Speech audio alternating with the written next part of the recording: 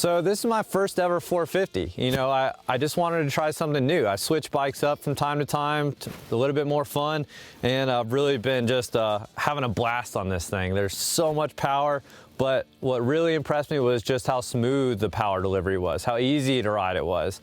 You know, I thought I would get crazy arm pump, but man, it just, it tracks and really just lets you use the meat of the power a lot without overriding the motorcycle.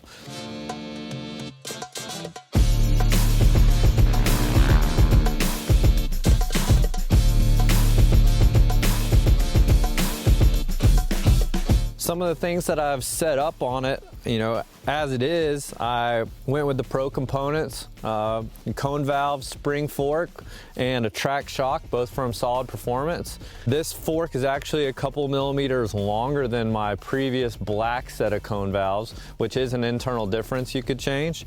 I'm running it now on the second line. No preload. I generally don't like preload on my fork. I think with the Link bikes, I'm running around 104 millimeters of sag. That's been kind of my standard number. One thing I keep on the front of this bike to protect these nice forks are the ProTech fork guards. They're a little bit more protection, full wraparounds, protects the stanchions from, you know, a lot of rocks and stuff like that. I'm running the IMS 2-gallon tank. It's got a dry brake receiver for quicker gas stops. You know, Michelin tires and mousses front and rear.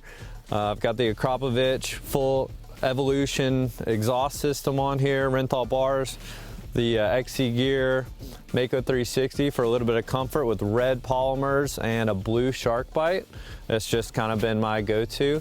We got the IMS core foot pegs, which offer a little bit broader stance. Another performance enhancement on this thing is the Rekluse TorqDrive clutch and their cover, which is definitely a little stronger than stock. And a bunch of Enduro engineering products just for protection and yeah, a little bit of good usability, like these hand guards have been awesome. One thing I did change from stock was the gearing. You know, it came pretty tall and I kept a relatively tall gearing, but I did want to go to a 14 counter shaft versus a 13.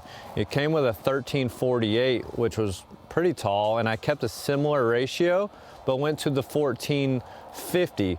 And one of the reasons I do that is I think the 14 counter shaft really opens up the chassis. It makes a little bit less chain tension under gas and allows the bike to kind of just roll a little bit better and smooths out the power as well. So it's not as abrupt, it's not as aggressive, and a little bit easier to ride. I did have to cut the chain a little bit to make that change with the bigger sprockets, but I think it was definitely worth it. Other than that, you know, stock map has been great. Put on these Power Part triple clamps. Yet to really decide on the feeling between a stock versus these new ones, but they definitely look trick. And this thing just purrs the way it comes. So yeah. Oh, one thing that I've been really pumped on, and I've never really used it on any bike before, but the map switch. The map switch on this thing with 1 and 2 and the traction control has been extremely useful. The map 1 is pretty aggressive. I mean, if I was out in just a big massive sand track, I'm gonna use that, or out on a moto track where it's open, good traction, that's the one to go to. But, you know, riding out in the desert and a little bit of like loose and hard pack stuff, the map 2 just kind of like chilled it out. It dumbed down the power, you know, curve a little bit. And then when it gets even more technical, a little less traction, I click that traction control button, and man, it just makes it that much more rideable. And it's never been so noticeable on the other bikes like 250Fs or anything, but with this being such a big powerhouse, it's really made a difference, and that's something I'll definitely be leaving on my bike. So I've been running the Renthal 999 for years. Sometimes I go back and forth between the 999 and 996, which are the identical bend, but the 996 is 10 millimeters taller.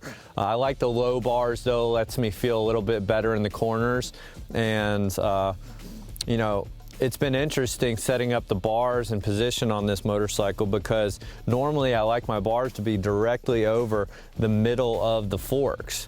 But when riding this thing, and I don't know if it's the inertia or just the size of the motorcycle, but I kept feeling like I was pulling myself forward and trying to get the bike back underneath me a little bit more.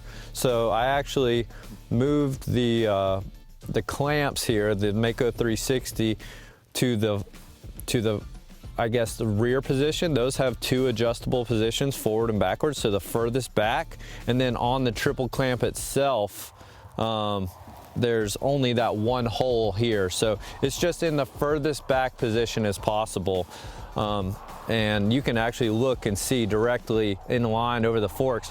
They're sitting quite a bit back, but what that did was it gave me a feeling of the bike being really directly underneath me, made me feel connected, made me feel like I wasn't just reaching up to pull the motorcycle to get it back underneath me, and I could manipulate the handlebars and move it just back and forth, you know, with less effort, you know, and that's been a unique difference on the 4-stroke.